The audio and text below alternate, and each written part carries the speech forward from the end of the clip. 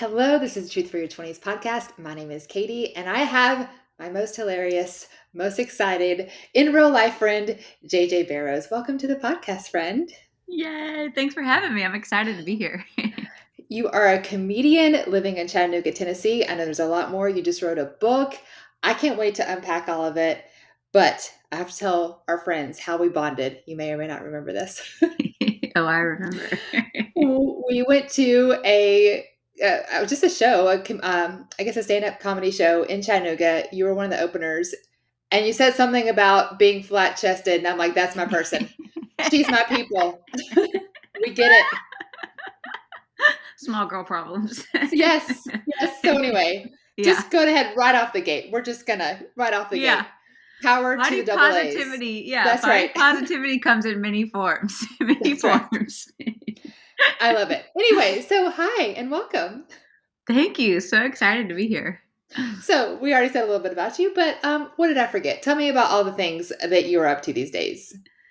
Oh, man. Well, let's see. I'm performing. I travel all over to do that. So I do a lot here in Chattanooga, but I would say I mostly travel, which is super fun. But I also just completed my second book, which is great. It's going to be released in April, and I'm really excited about that. It's definitely more of a conglomeration of stories over the course of, certain seasons of life. The book is called Kind of Funny Stories by a Full-Time Comedian with 4 part-time jobs. But it's not just a book about comedy. I very intentionally named it Kind of Funny because some of it is kind of funny, but some of it's also kind of deep. Some of it's kind of spiritual. Some of it's kind of awkward, awkward first dates and all those things. So it's totally a mix of life. It's layered, like obviously we are as people. So I'm actually super excited about it because I feel like it really kind of encompasses a lot of parts of who I am, as opposed to just this one stage presence that people get to see online or at a show. So Oh, that's I'm kind so of the excited. latest. Okay, so many things I want to unpack, but I know one of the you said 4 part-time jobs, which no big deal. Yeah. But I know one of those is like crafting and you have an obsession with Dolly Parton. Tell me all about that. Yeah.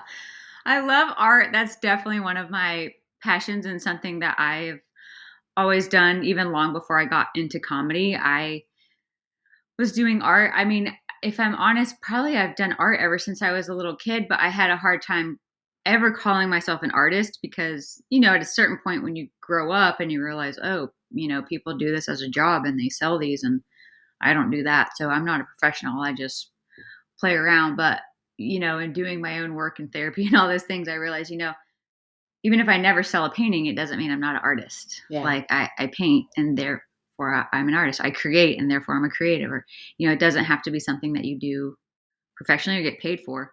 I'm fortunate enough that at a certain point, after having done it for a certain amount of time, I did get to dip my feet into that pool of quote being a professional artist and starting to get paid for my work. So that was fun, but it was also terrifying because I realized when it was just me doing it for fun, that's all it was. It was fun.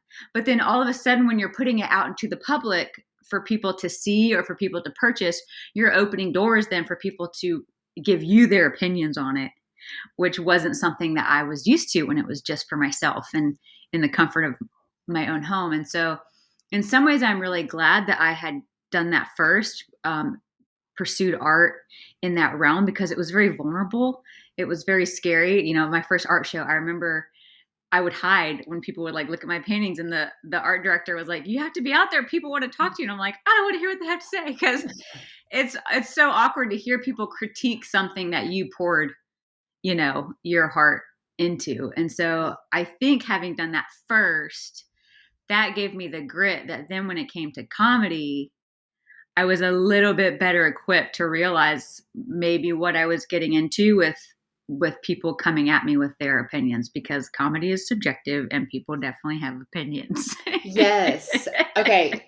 Perfect segue because I literally wrote in my notes I wanted to ask you about that because our audience, mostly in their 20s, I'm sure there's a story behind being able to be comfortable enough to stand up there and talk about being a double A, or all the like so Yeah. many other things. As you said, comedy is subjective. I'm sure it hasn't all been sunshine and roses. Like I know myself, I feel strongly about this because I had my own journey of overcoming having a podcast speaking about things on the internet. Like, it's scary to put yourself out there.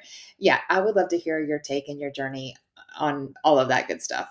Yeah, it's definitely a journey, and I would Yeah, definitely say I'm still on it, and I haven't mastered it yet. I don't know if we honestly ever will in our right. human flesh, right? Because we have hearts and our feelings get hurt. And so even if we gain all the confidence in the world and have all the accomplishments, it can still hurt our feelings when that Yeah, one person is like, you suck or whatever, right. whatever it is they say.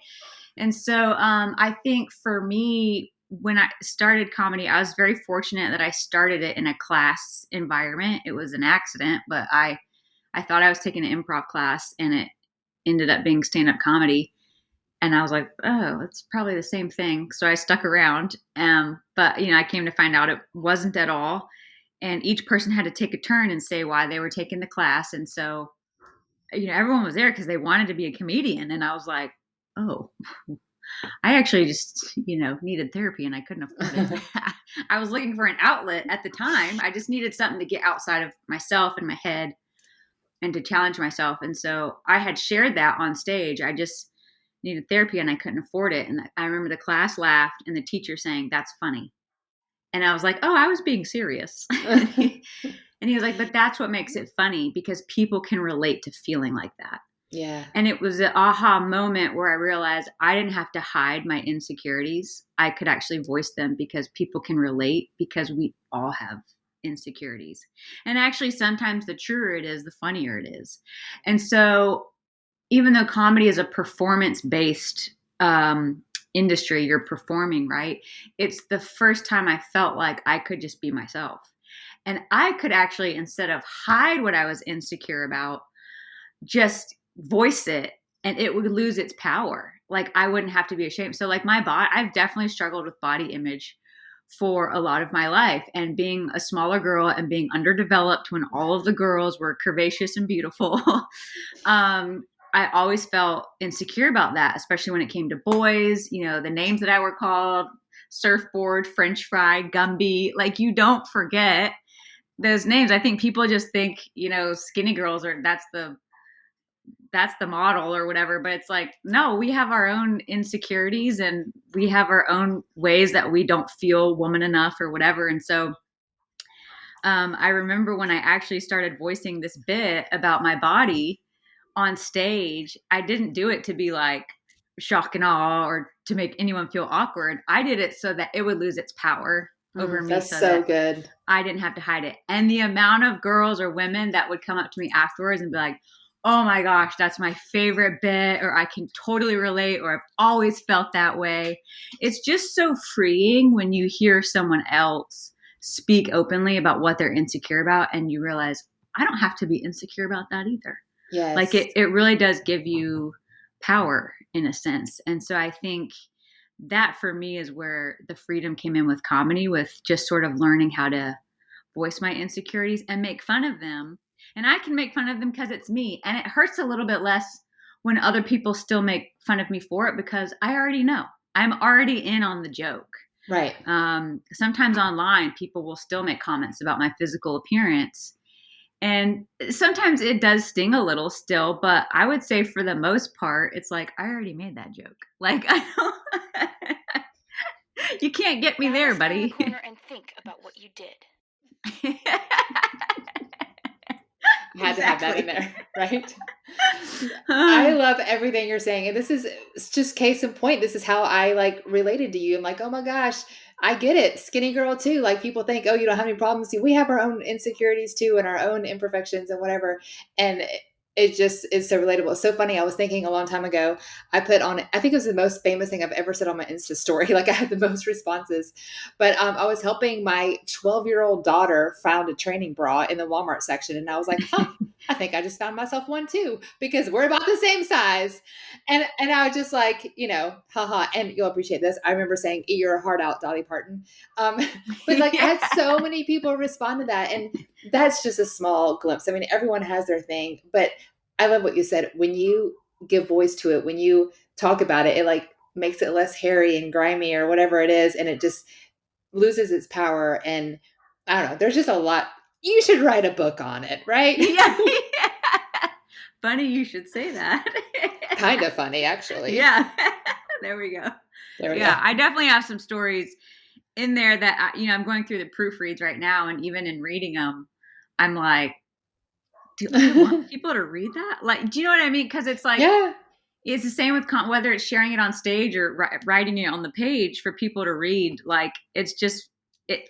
Like we said, it's freeing and it's powerful, but it's still so like vulnerable and sometimes scary, especially the right before. Yeah. Especially like the right before you say the joke and you don't know if it's going to get the laugh, or the right before you publish the book and you don't know if people are going to respond the way that you would hope that they would. And so I'm very much kind of back in that place of, okay, I know the truth. I know this is empowering to just like let it be out there, but it's so scary to be about to do it, and I still sometimes second guess myself of whether or not I should voice myself, I guess, in certain ways on certain things. But at the end of the day, it's like, well, what else am I going to do? Just hide the rest of my life? So I'll just try. And then your audience finds you. I Yes. think that's the beautiful part, is giving up on trying to get people to like me based on what I think other people would like or want to hear, and just being true to myself and letting my audience find me, the people that would relate, or the people that understand, or that have the same sense of humor, or have gone through similar, whether it's a faith journey or a body image journey or a dating journey, whatever it is. I think when you're just true to yourself, it might take a lot longer than those on Instagram with a specific niche, but when you're just true to yourself, no matter what, your people will find you, and Yeah. they're out there. So Yeah. 1,000%. If you are not already using and loving Liquid IV, let me just rock your world for a little bit. I know me personally, I would get overheated very easily, and people say, well, you need to drink water or whatever. Like, I get it, but I couldn't drink enough. I would constantly get headaches and find myself depleted until I discovered Liquid IV. I literally use it as my coffee every morning. There is a pineapple flavor that has energy with it as well. There's some that doesn't have caffeine. You can get multiple flavors, but I love the energy kind. I drink it every morning, add a little collagen powder to it. It's like my life changer. I love this stuff so much, and I'm so excited to share with you. They are offering my listeners a discount code of 20% off, which is so kind and so generous. I'm so excited about it. All you have to do is go to liquidiv.com and use promo code TRUTH at checkout. That is 20% off anything. So you can get the pineapple, the energy drink, the regular kind. Watermelon is also a personal favorite at our house. My kids love that one. So that's 20% off anything you order when you shop Better Hydration today by using promo code TRUTH at liquidiv.com. Okay, JJ, you said so many good things so far. I want to make sure I go back, and you said, like, should I just talk about these things that are insecure and, maybe get some haters, or, the other option is just hide. And I talk about this all the time when I do mentoring calls, or, even when I go speak to sororities. It's so true. And I think that the only thing, when I look back at my journey and doing what I'm doing, my only regret is I didn't start sooner, because I was afraid of what people think, because I was afraid someone else is doing it better, whatever, whatever. And I just love to hear everyone's take on this. Like, I don't know, what would you tell your younger self, and what have you learned along the way of, like, just say it? Like, what's the worst that could happen? Like, yeah, I bet you have had a few hecklers. Yeah, I bet you have had a few random people in their mama's basement saying hate comments on your social media. But who's winning? You for saying it, Yeah. Yeah, I think about that a lot. What would I say to my younger self? Um, yeah, I mean, it would probably sound like a Nike campaign, like just do it, Just do it. Yeah. just do the thing. And I maybe something to the degree of, people matter. Absolutely, people matter, but their opinions about who you are Yeah. don't matter at all. Because sometimes people just say, oh, who cares what other people think, and don't care about other people, and you be you, and don't apologize. And there's a little bit of like a harshness to it that sort of kind of, you have to like almost have too thick a skin, where people just really become the enemy. And in comedy especially is really hard. Everyone says you have to have thick skin, which is very true. So I want to have thick enough skin so that I'm not letting the voices and opinions of other people affect me in a way that kind of dictate who I am.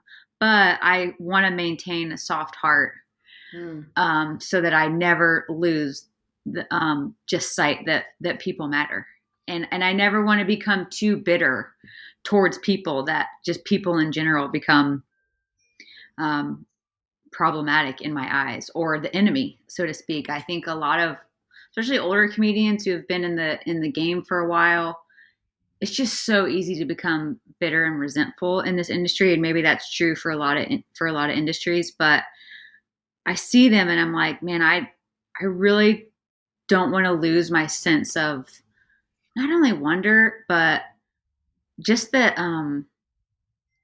people matter, and I want to respond with kindness and goodness when and where I can. Sometimes you just don't need to respond at all. But sometimes I have to remind myself, the reason why people are so hurtful is probably because they themselves are hurt. Yeah. And they just haven't done the work. And the only way they know to deal is to keep hurting someone else, verbally or whatever that is. And so I really have to remind myself of that especially when people come at me online. I have to tell myself that is their stuff. Yeah. They are finding what they can about me because there's something that they themselves are insecure about and they can't face it. So instead of facing their own ish, it's just so much easier to attack somebody else. And so that, I think, helps me maintain my sense of humanity without sort of just, it's like throwing the baby out with the bathwater. Everybody sucks. Well, that's not true. Yeah. It feels that way sometimes, but the reality is that that's not true. And the reality is also, I would tell my younger self, most people are so worried about their own selves.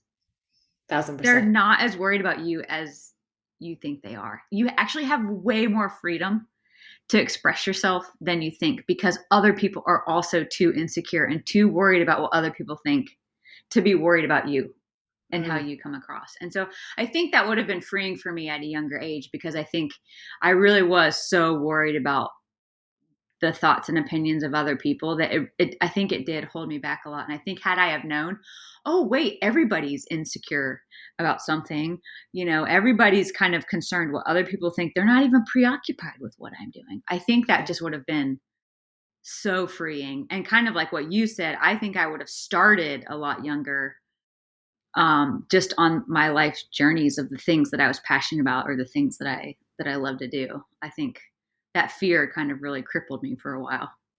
Dang, fear. Get behind me. Yeah, it's the worst. I know. But you said that so perfectly about, I want to not care what people think, but also keep a soft heart. So yeah, you care about your husband and your family, and those people certainly do matter, and people do have, anyway, you said all of that really perfectly, but I'm curious, and I'm putting you on the spot here, having kind of a unique perspective, seeing people who literally for a living have to, quote unquote, not care what people think. I'm sure you've seen people do it well and seen people not do it well. You mentioned, some older comedians just kind of become bitter and stuff. Is there a balance? Have you seen, like, are there tips or tricks? I don't know. I'm just curious. Maybe you've seen people do it well and you seem to be doing it well. Like, how do you balance, get these people don't matter, but this, I don't know, like trying to figure all that out. Yeah. So one of the things, I don't know if I do it well all the time, but one of the things that I will say I do is when something does hurt my feelings or really bother me, or I feel affected, especially by the words or opinions of other people, I actually give it space. I give it some room to be real, because the reality is it hurt my feelings. And so instead of being like, oh, screw them, or I don't care, who cares what they think, I I feel it, and I let myself. And sometimes sometimes I'll have to set an alarm. I call it a sadness alarm. That's a great idea. Yeah, I set. Sometimes I have to set an alarm because you don't want to wallow in it, right? And you don't want to give someone that much power that you're just like it ruins your day.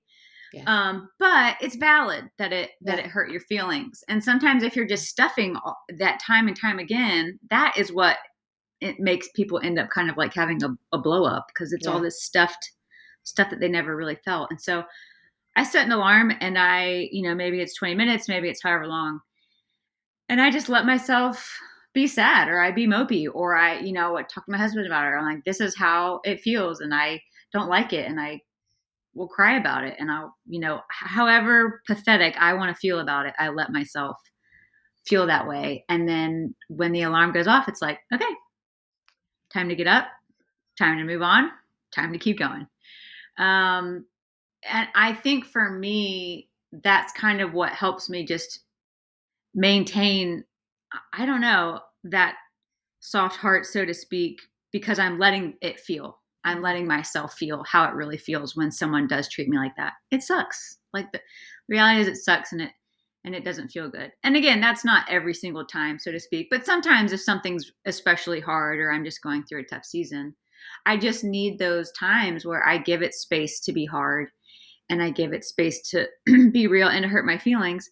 And once I've felt it, honestly, by the time that alarm goes off, usually it's kind of like, oh yeah, who cares what they think? And it's really genuine. It's really kind of like, yeah, I'm not going to lay here all day because of them. But I think it's because I allowed myself that space to feel it. It feels like a more genuine sense of, you know, I don't care what they think, as opposed to just convincing myself I don't care what they think when kind of really I do.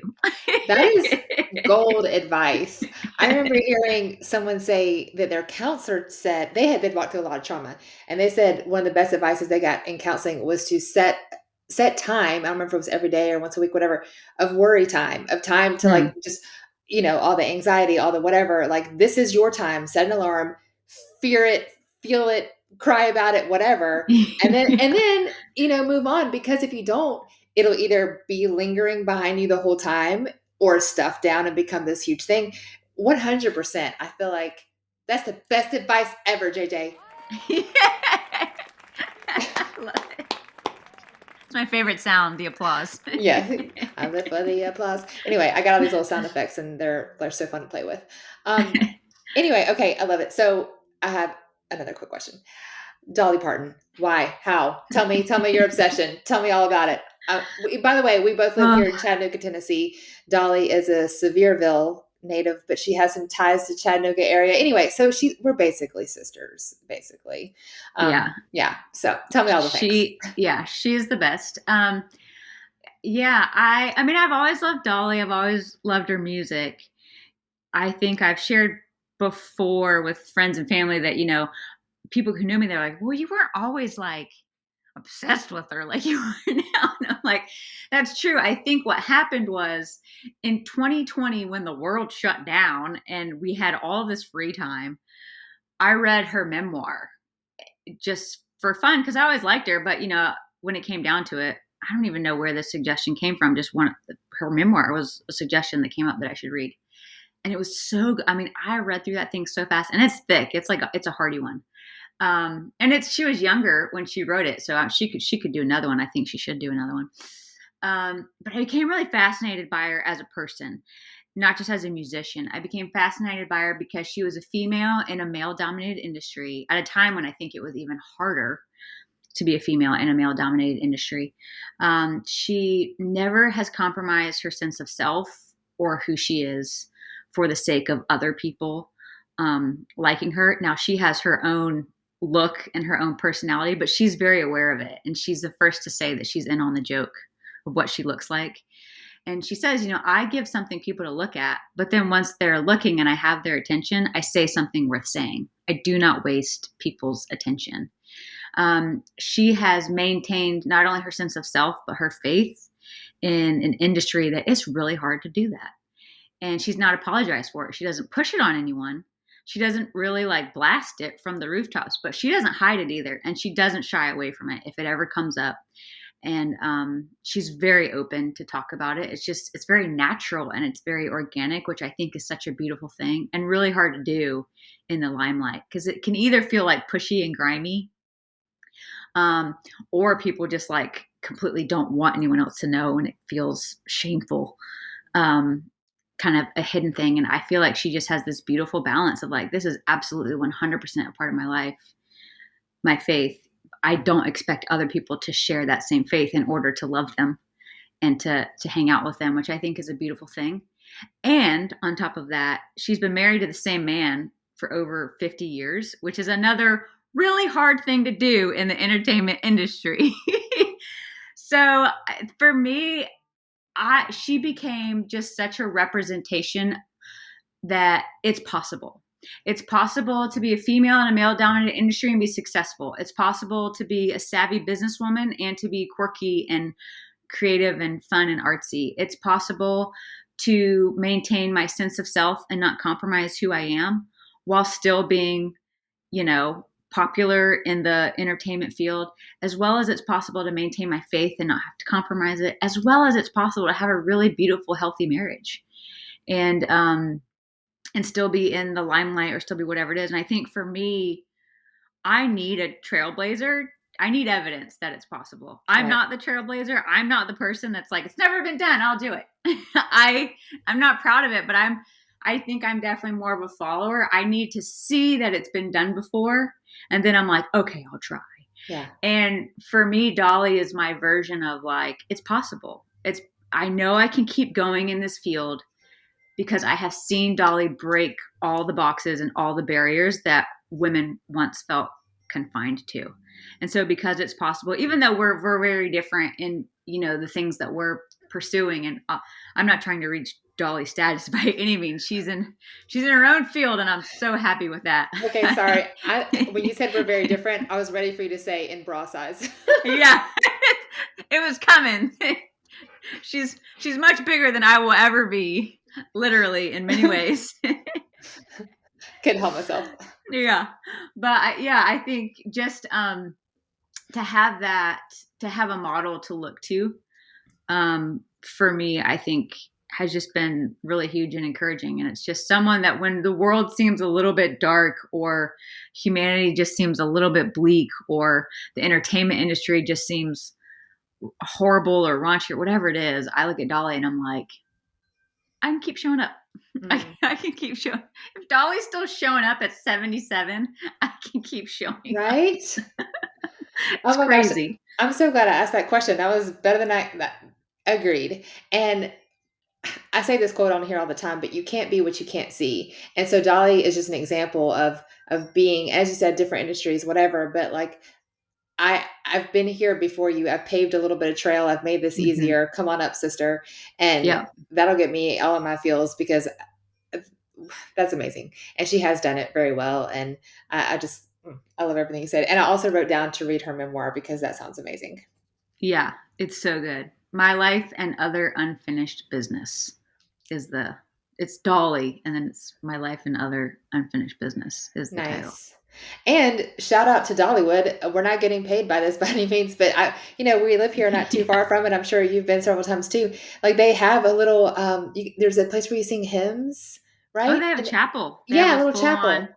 They have a full-on chapel that is dedicated to her pastor, when she was little, and it's kind of replicated after her hometown chapel. It's so cute. It's old and wooden and has all the little character.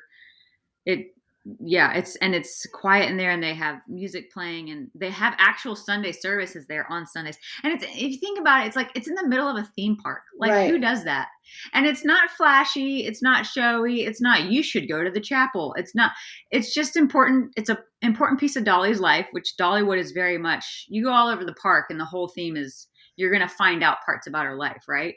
And so just one of the parts of her life is her faith. And so they have this little chapel there that if you care to, you can go in and they have Sunday services if you want to join. And I think, man, that's so rare that someone would take a theme park. I'm talking roller coasters, food, games, shops, all the things. And in the middle of that, also just have this representation of a piece of her life that's important, that give people the option if they want to go check it out.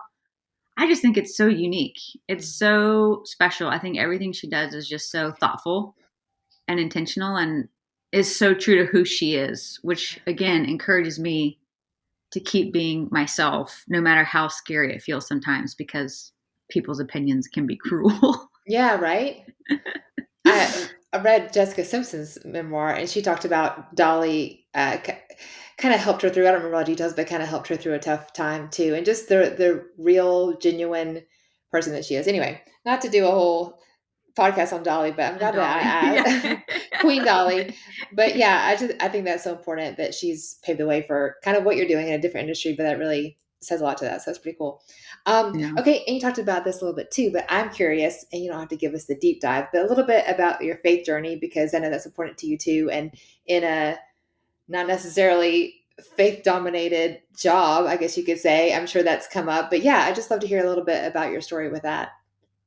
Yeah. So my dad was a preacher growing up. So I'm a PK formerly. He's retired now. So I don't have that stressor anymore. No, but I grew up in the church. I grew up very much, I guess, just your average church life, church on Sundays, church on Wednesday, youth group on Wednesdays, whatever it was. And I think as the preacher's kid, there's always the expectation that, you should probably be well behaved because your daddy's the pastor, and if he can't lead his kids, how's he going to lead a congregation? So I think there was a lot of expectation around that, whether it was from other people or somehow I picked up on it and I carried it myself. I don't know, but I definitely felt it. It's a Southern Baptist church, so it was definitely more like traditional conservative back in the day. It kind of morphed into more community, non-denominational, I think, as I got older. But yeah, I grew up with an understanding that, for God to love the world, that he gave his only son, that whosoever believe in him should not perish and have everlasting life. Like, I can recite all the things, but I honestly don't know if I could say I truly understood them or knew what they meant. And so I had a basic understanding that God loved us, but he loved everybody. Who am I to him? And it wasn't until I was in college and I had met this guy. I was in a sorority. We were in the same sorority. We were. We haven't even talked about that yet. We were both different schools, same sorority. Yeah, I love it. Yes.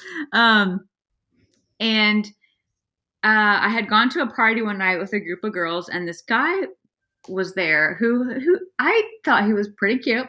I was like, I'm vibing on this guy. It's really cute. But I noticed he wasn't drinking, and like everybody was drinking. And we just struck up a conversation, and I don't know how it came up, but church came up, and he ended up like inviting me, and I was like, weird.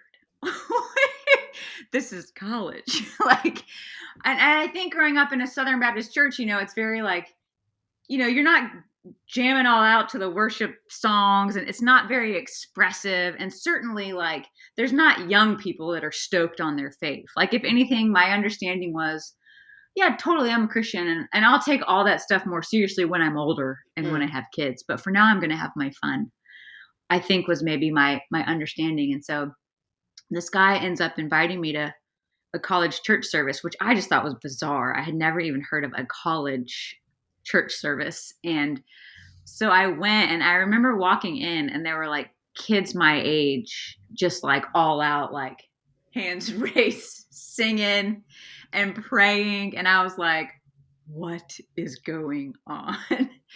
My mom was a hand raiser, but like she was like the nut in the church for like literally having one hand up during worship. Wild woman. Yes. And I just remember this guy, and he ended up talking to me a little bit and saying that he was a Christian. And I remember thinking like, this is weird, because like I'm a Christian and he's a Christian, but like it looks so different. And he seems like genuinely like excited about it. Like, he's not, like, for me it was more of like I'm a Christian. Like, yeah. It was like that. I didn't want too many people, especially in college, to know And we ended up building a friendship.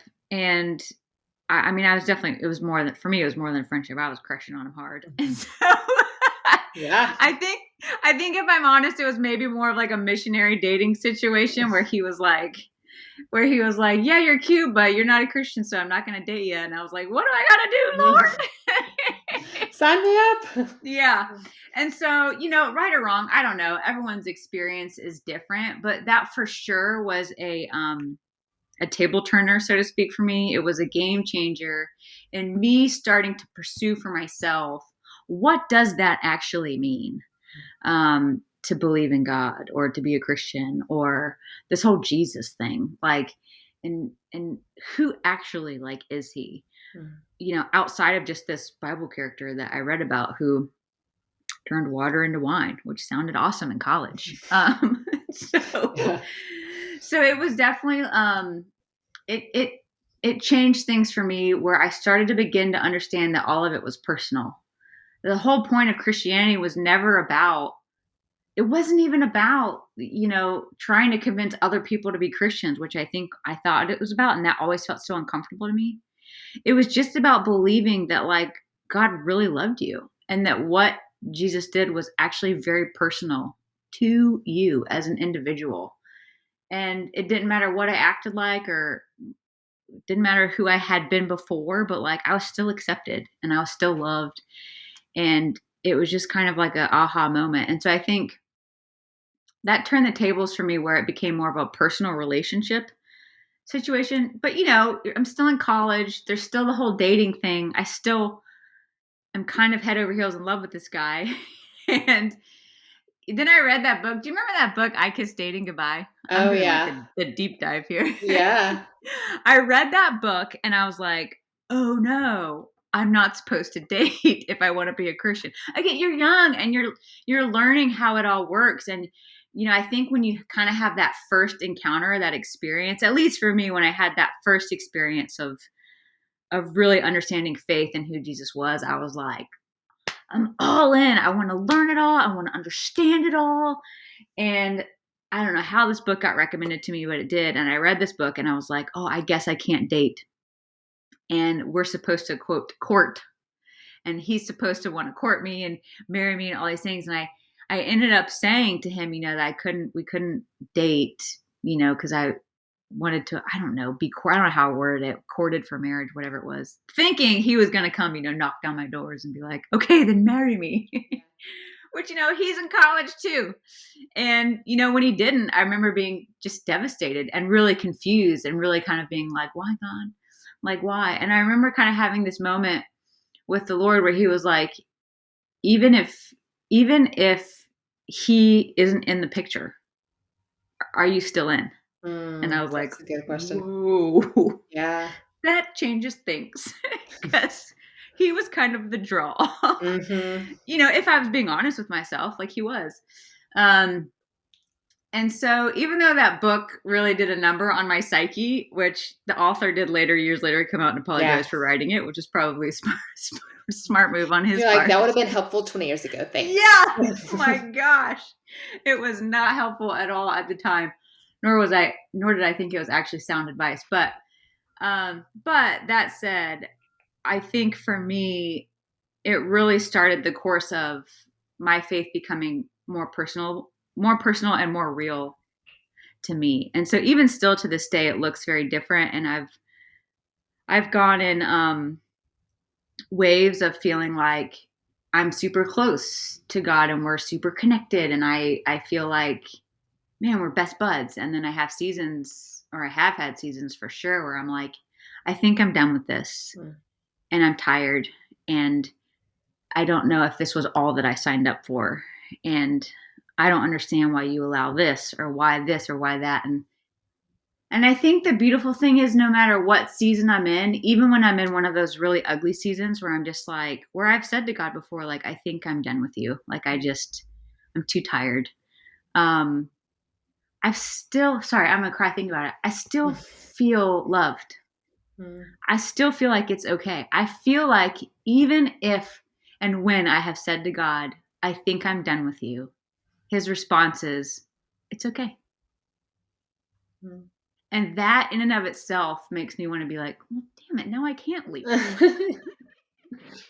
You know? Oh, yeah. Because it's so he really does just give us so much freedom Unconditional to love.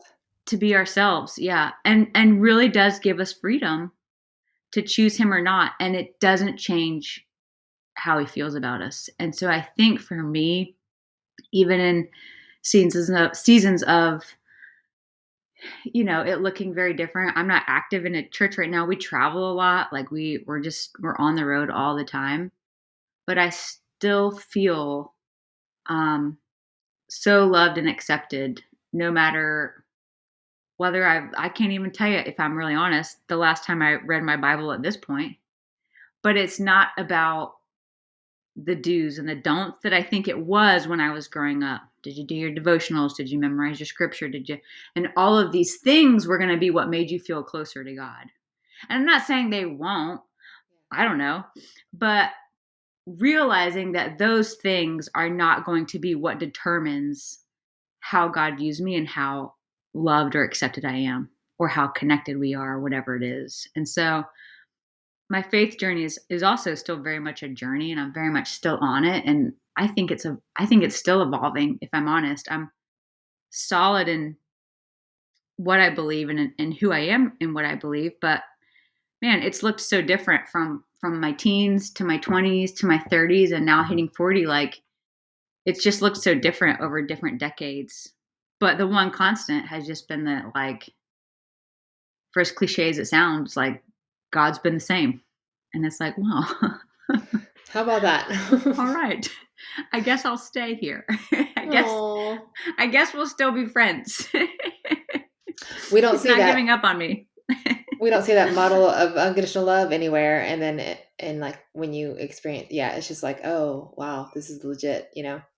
Anywhere. Yeah. And I've looked, I've in the seasons where I've really given up, or because I've gone through some things where I've thought God is not, nope, I cannot believe in a God who this is what happens in this world. Like I've gone through those seasons where that's kind of it. And I've looked into other like faiths and religions and what they're all about. But man, at the end of the day, like for me, like the God that I've come to understand and know is the only one who, it's not about reaching some point or doing some act to get closer to him or to reach enlightenment or to what, like he's the constant. I'm the one that's always changing, that's flip-flopping, that's kind of a mess and chaotic. And there's not like these hoops and rings of fire that I have to go through to get to him. There's really not. I think sometimes some churches will make you think that, whether it's you need to be in a small group, you need to do your devotions, you need to da, da, da. And again, I'm not bashing those things, but those things in and of themselves are not God, nor are they the steps to God that you need to do in order for him to like accept you or love you. And I think for me, I needed that. I needed something bigger than myself. Because if you're talking about just like believing in nothing, that takes more faith than believing in something. Yeah, I know, Like, right? For real. To believe that we're here by accident and 1 degree this way yeah, would all burn up, 1 degree this way would all freeze to death. Like you can't. It takes a lot more faith to believe that was an accident. yeah. And honestly, when life gets hard, I realize, it's not that God like makes it all better. It's not that he fixes it or he makes it go away, but I don't have to be alone in it. And Yeah. I don't feel alone in it. And for me, that was huge. Like for me to know that, I'm not struggling by myself, even if it feels that way sometimes. It can feel like all is lost. And yet at the same time, like the reality is it's not. Like just to have the freedom to cry out, help God. I don't know. Like it's so comforting. Yeah. It's for me, it's very reassuring. And so, yeah, it's definitely a journey that I'm still on and that I'm open to looking different at some point. But for now, I'm sold out on I need God in order to function at all. I mean, I'm a mess with him, so I can't Yeah. imagine without him. Relatable. So that's probably too much of a deep dive, but That's okay. This is why I like you. I love it. So obviously, I want to encourage people to get your book to do a deeper dive and hear all those stories. But listen, guys, if nothing else, you got to follow her on Instagram. You have the funniest I love it. stories and your dog and all the things and your travels. It's so entertaining. Isn't it just at JJ Barrows? Yes, Okay, we'll at make JJ sure. Barrows. I have little show notes on the bottom of the episode, so obviously you'll be linked there. But yeah, that's where you can find the good stuff. The link to the book when it's available for the wild, wild internet, and all that Yes. good stuff. So yeah, thank you so much for being here. I'm just so excited to connect with you, to hang out again in real life, and I just love your story. I'm so excited to share it. Thank you. Yeah, thanks for having me and let me share some of it. I loved it. All righty.